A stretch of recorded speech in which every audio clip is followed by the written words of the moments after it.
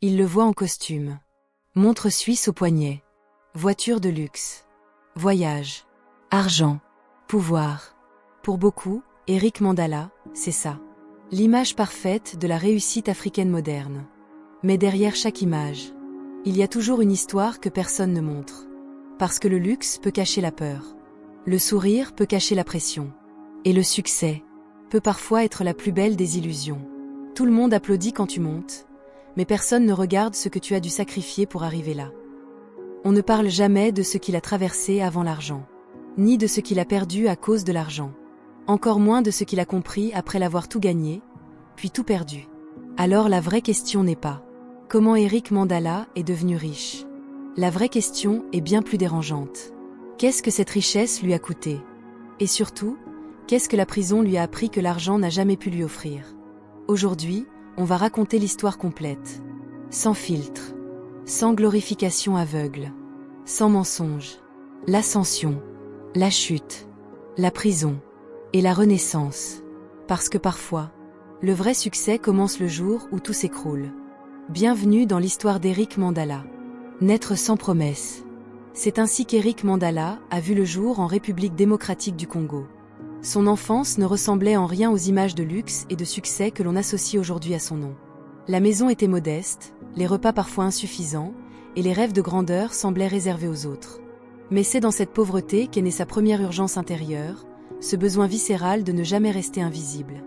Il a compris très tôt que pour changer sa vie, il ne pouvait compter que sur lui-même. L'adolescence a marqué le début de cette quête. À 14 ans, alors que la plupart des jeunes jouaient, rêvaient ou se laissaient aller à l'insouciance, Eric cherchait déjà des moyens de gagner de l'argent. Il vendait, il négociait, il apprenait à détecter les opportunités que les autres ignoraient. Chaque petite réussite devenait une victoire sur sa condition, chaque échec un apprentissage brutal mais nécessaire. Son esprit entrepreneurial se formait dans l'urgence, et avec lui naissait une ambition qui ne se contenterait jamais de la médiocrité. Certains naissent avec des promesses, d'autres doivent les créer eux-mêmes. Eric faisait partie de ces derniers. L'idée que l'adversité peut transformer un adolescent ordinaire en stratège, et que ce même esprit le conduira plus tard vers des fortunes et des épreuves que personne n'aurait pu imaginer. C'est dans cette période que les fondations de son futur empire, mais aussi de ses futurs défis, se sont construites. La faim, la débrouillardise et la détermination ont façonné un jeune homme prêt à tout pour changer le cours de sa vie. Pour Eric Mandala, rester au Congo n'était pas une option. Il devait partir pour devenir autre.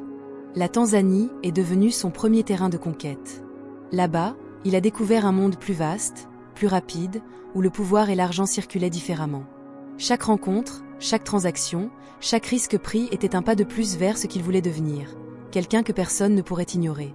Il a commencé à bâtir son empire. Le transport d'abord, les diamants ensuite, puis l'industrie et les médias. Chaque secteur était une pièce d'un puzzle stratégique. Il comprenait vite que l'argent seul ne suffisait pas. Il fallait créer de la valeur, mais aussi du contrôle. Chaque entreprise servait à renforcer sa position, à multiplier ses revenus, à étendre son influence. Son empire grandissait, et avec lui, son audace. Échecs et succès se succédaient, mais Eric apprenait à transformer chaque obstacle en avantage. La visibilité est devenue un outil de pouvoir. La télévision et les médias l'ont placé sous les projecteurs. À ce moment-là, Eric comprenait que la notoriété protège autant qu'elle expose. Elle attire le respect, mais aussi la vigilance des jaloux et des concurrents. Il devenait incontournable. Ses décisions influençaient des vies, ses mouvements étaient observés, et chaque succès renforçait son aura. L'argent était la base, mais la réputation était l'armure.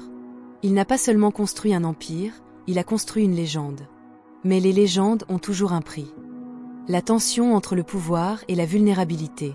La notoriété protège, mais elle attire aussi des ennemis invisibles, et c'est cette dualité qui prépare le terrain pour sa future chute. Eric Mandala avait atteint le sommet. Son nom circulait sur tous les réseaux sociaux, ses photos montraient des jets privés, des voitures de luxe et des hôtels 7 étoiles. À Dubaï, il devenait un symbole vivant du succès africain moderne. Le Burj Khalifa n'était plus seulement un monument, il était un décor pour ses exploits. Chaque apparition, chaque publication, renforçait son image de réussite absolue. Il était admiré, envié, et pour beaucoup, inaccessible. Mais Eric ne voulait pas seulement être riche. Il voulait être une source d'inspiration. Le mécénat et les actions visibles auprès des jeunes étaient autant de preuves que le succès pouvait être atteint, même en partant de rien. Il incarnait le rêve africain, celui qui disait « Peu importe d'où tu viens, avec audace et stratégie, tu peux t'élever ». Les jeunes le suivaient, le copiaient, l'idolâtraient. Son nom résonnait comme un exemple à suivre. Il ne vendait pas seulement du luxe, il vendait une idée, celle qu'aucune origine ne détermine ton destin. La fascination du public pour son quotidien fastueux. Chaque image, chaque vidéo, chaque voyage était un miroir pour des milliers de jeunes qui rêvaient de sortir de l'ombre. Mais derrière cette vitrine parfaite, les premières fissures apparaissaient, et les mêmes choix qui l'avaient propulsé vers les sommets allaient bientôt devenir ses plus grands pièges. Derrière le succès éclatant d'Eric Mandala, des questions commençaient à émerger. Les réseaux sociaux montraient la gloire, mais ceux qui étaient proches murmuraient des doutes.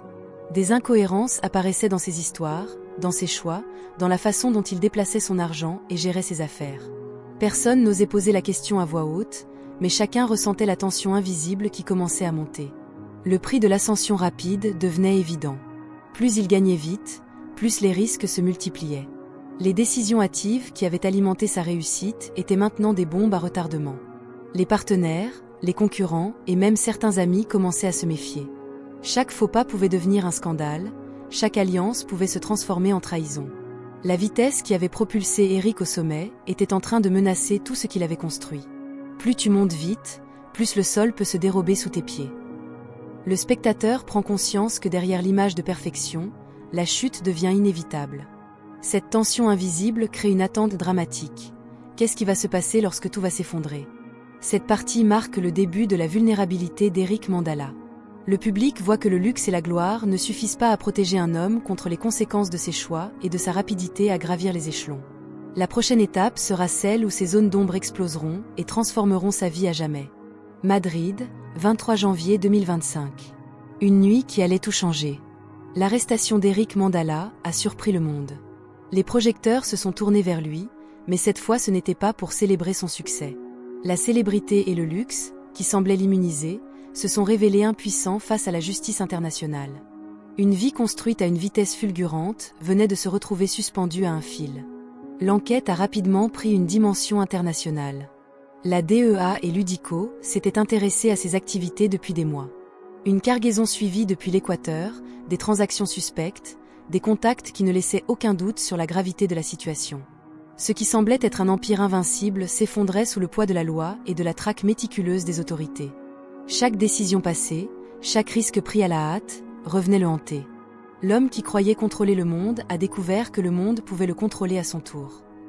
Cette nuit-là, le luxe, la notoriété et l'influence n'ont pas suffi. La chute d'Eric Mandala illustre que même les plus puissants ne sont jamais au-dessus des conséquences de leurs choix. Et ce n'est que le début d'une leçon qui transformera sa vie à jamais. Le choc médiatique a été immédiat.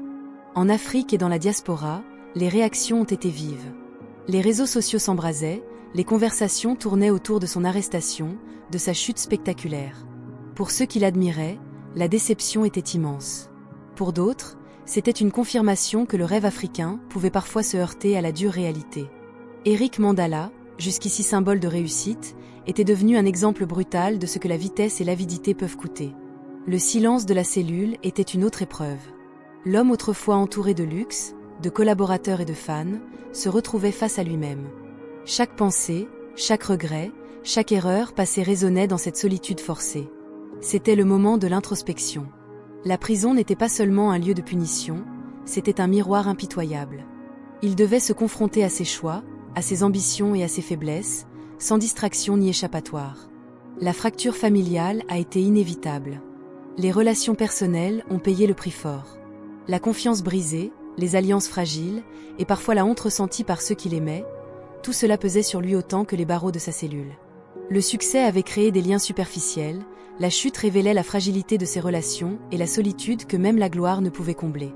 L'homme qui avait tout semblait désormais n'avoir plus rien, sauf lui-même face à ses erreurs.